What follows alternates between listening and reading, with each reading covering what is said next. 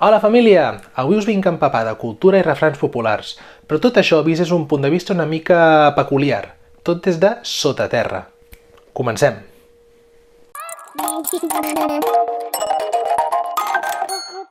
Vip-Rip, un joc de celebritats i frases lapidàries que ens ha creat l'Eloi Pujades i l'Eugeni Castanyo. Les il·lustracions són d'en Víctor Medina i l'edició de Zombi Paella, un joc de 3 a 8 persones d'uns 30 minuts de duració i recomanat a partir de 10 anys. És un joc on haurem de simular el paper d'Aurora l'enterradora i aquesta persona simplement s'encarregava d'enterrar persones molt celebrities, persones a un nivell i un status quo bastant elevat, o bé personatges ficticis també. I la nostra feina serà posar diferents refranys i frases populars enllaçades amb aquestes persones i endevinar l'Aurora enterradora a qui es refereix i a quines persones està enllaçant cada frase. Així que vaig a preparar la taula i us explico com funciona. Fins ara!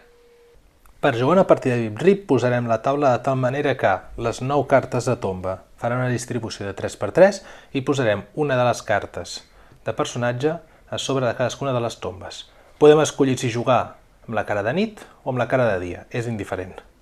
També agafarem les dues cartes de puntuació, les positives i les negatives, i les apartarem aquí a un costat. Per altra banda, la persona que faci d'Aurora enterradora el que farà serà agafar les 9 cartes de tomba d'aquesta làpida i robarà 4 cartes de frases lapidàries. La partida consisteix en fer 3 rondes on els jugadors hauran d'endevinar quines frases lapidàries com aquesta s'associen a cadascun dels personatges.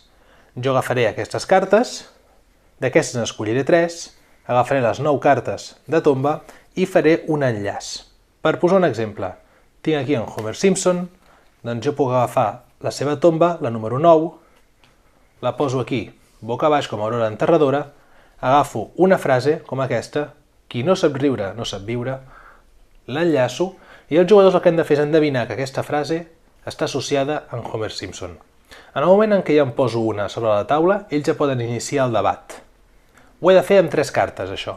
Per tant, la segona puc fer, per exemple, aquí la Blancaneu, al seu número 2 li associo una altra frase, i finalment l'última la puc fer aquí a Satanàs, que li associo una carta amb la seva frase.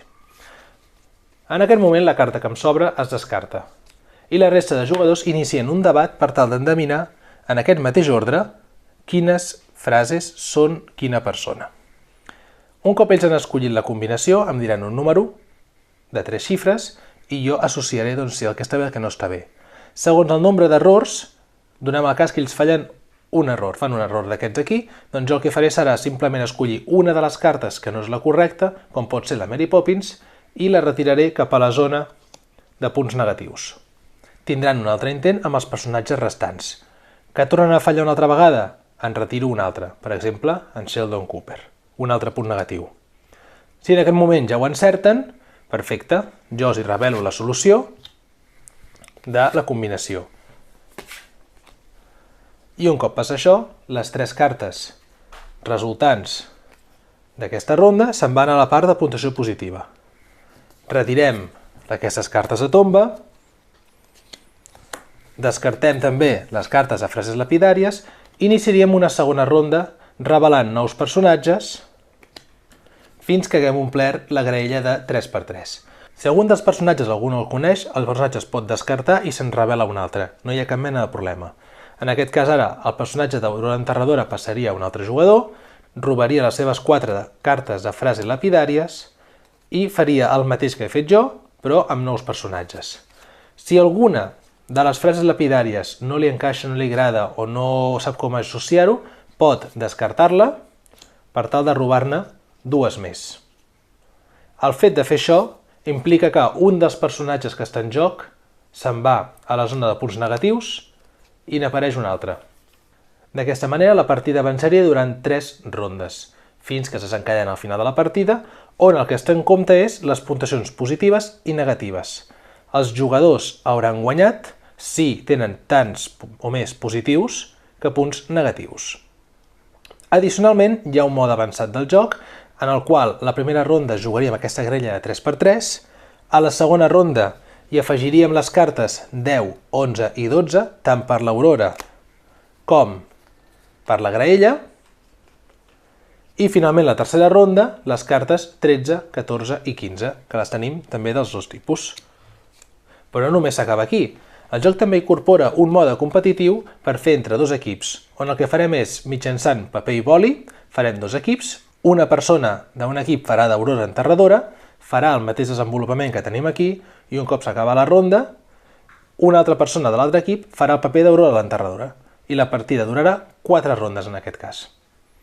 I fins aquí Beep Rip. Ja ho heu vist, un joc molt versàtil que podeu fer això des del mode competitiu, cooperatiu, com us vingui de gust, i que el fet que es limiti a 8 persones no vol dir que no podeu jugar 15 a la mateixa taula. Serà més caòtic, però poder es pot fer. Un joc per mi que millora els que puguin ser semblants en la seva línia, simplement per la nostra apropiació cultural. És un joc més pròxim amb aquests refrenys que molts els podem fer servir durant el dia a dia i amb personatges que ens resultaran una mica nostàlgics, familiars i amb aquest cert toc de familiaritat que ens agrada bastant. Llavors, a mi personalment m'agrada força aquest joc i res, si us agrada també el vídeo us convido a que em poseu un comentari amb els vostres personatges favorits que puguin estar enterrats a Beep Rip i que us subscriviu al canal. I ens veiem en el proper. Que vagi molt bé!